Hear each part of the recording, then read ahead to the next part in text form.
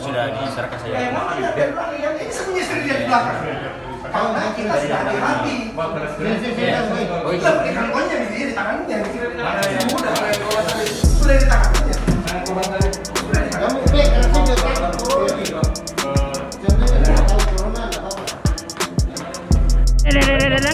Lagi takut tongan, sering patinju ya begitu kalau ada jamret kita bersatu, itu yang benar.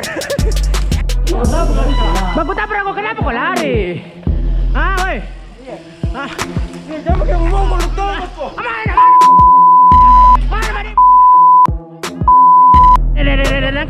Lagi takut tongan, sering patinju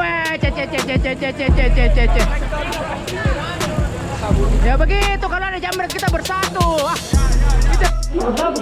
baku tabrak kok, kenapa kok lari? Woi. Jangan yang ngomong lu tuh. Mana? Biar sudah diserahkan saya. Ini semuanya istri dia di belakang. Kalau kita sudah hati-hati. Kita beri handphonenya di tangannya.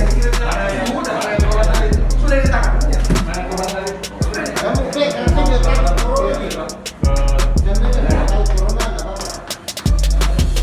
Terus tadi saya bawa kemana? Di pasar Bujung. HP-nya? Di kantong kanannya. Jatuh kanannya. Kontak ke kakak. Terus kalau lihat HP aku ambil gitu HP-nya. Dua kali nih. Dulu di mana? Jadi tadi pagi, ya di mana kelompok dari karyawan bank ini lagi bersepeda, terus tiba-tiba muncul si pelaku ini atas nama Ismail, umur 22 tahun.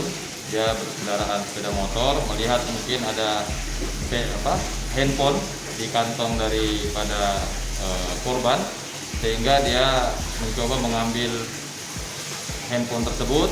Nah, kemudian terasa oleh korban, kemudian korban menendang pelaku dan pelaku jatuh, akhirnya dikepung oleh rekan-rekan korban.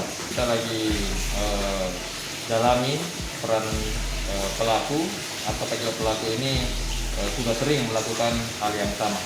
Dan juga kami himbau kepada seluruh masyarakat Kota Makassar, khususnya yang hobi bersepeda, tolong ketika bersepeda juga tetap menjaga kewaspadaan, terutama ketika membawa benda-benda berharga, ya, salah satunya seperti handphone, karena memang kebanyakan pelaku ini memanfaatkan daripada kelalaian kita, ya, kadang handphone kita taruh di depan sepeda, ya, dan sangat mudah, ya, untuk para pelaku ini mengambilnya.